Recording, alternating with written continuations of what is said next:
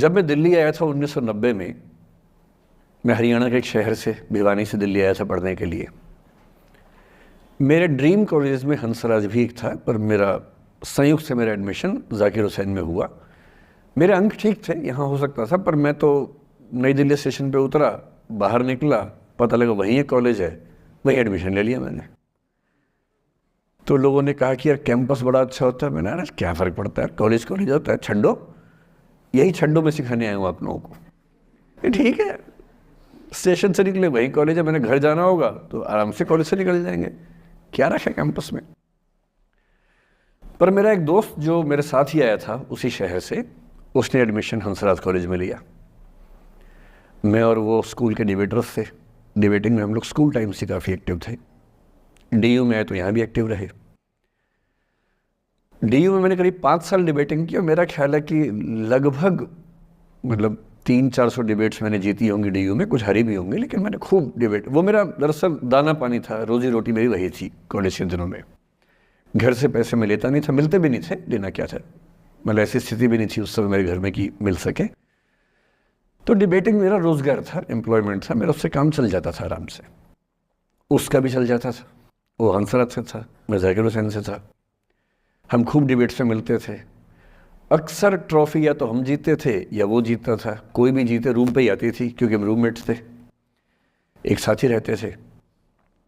वो मुझसे योग्यताओं के मामले में 21 था, बल्कि अगर वो 21 था तो मैं 15 ही रहा हूँगा या 12 रहा हूँगा, 22 या 21 तो नहीं रहा हूँगा, मुझसे बेहतर था योग्यताओं में, बड़ा अच्छा व्यक्ति था। ग्रेजुएशन के बाद मैंने एमए हिंदी साहित्य में एडमिशन लिया, जबकि बीए ऑनर्स हिस्ट्री में किया था मैंने। उसने तय किया कि वो कुछ और करेगा, प्रोफेशनल कोर्स करेगा, नौकरी करेगा, तो वो चला गया दिल्ली से। मैं दिल्ली में रहा। फिर मैं एमए के बाद तैयारी करने लगा यूपीएससी की। तब तक मैं यूजीसी जेआरएफ कर चुका था। पहला अटैम्प्ट दिया, प्रीलिम्स हो गया। मेंस मेरा 96 के मेंस की बात कर रहा हूँ, मेंस शुरू होने वाला था, 2 दिन रह गए थे। करीब 10 दिन पहले वो मेरे पास आया हुआ था दिल्ली में, मिलजुल के अच्छे से बात करके गया था। उन दिनों उसका एक प्रेम संबंध कहीं हमारी ही एक मित्र के साथ चल रहा था। हम सब दोस्त थे, तो उनमें से 2 लोगों का आपस में एक अफेयर था।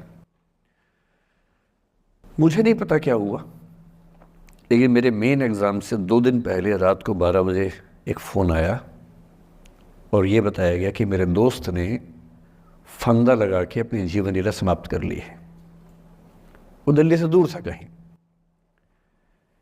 और जिस व्यक्ति के बारे में मेरी राय ये थी कि उतना जीवट वाला व्यक्ति कोई हो नहीं सकता, जो ज़िंदगी से हार सकता ही नहीं, जिसके होने से कई लोग हमेशा जीता हुआ महसूस करते हैं, वो चुपचाप एक बंद कमरे में ज़िंदगी से हार गया। मैं आज तक नहीं समझ पाया कि ऐसा कैसे हुआ। बाद में टटोला, उसके पेरेंट्स से बात हुई, भाई से बात हुई, उन्होंने उसकी याद में एक सोशल वर्क शुरू किया ताकि किसी और बच्चे को ऐसा ना करना पड़े। तो जो हल्का हल्का अनुमान हुआ वो है कि शायद कुछ ऐसा था रिलेशनशिप में जो नहीं संभल पाया था,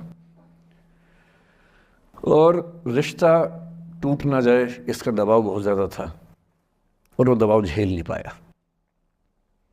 इस उम्र में ऐसा फेज़ आता है, कई बार आता है। ये एक कहानी है।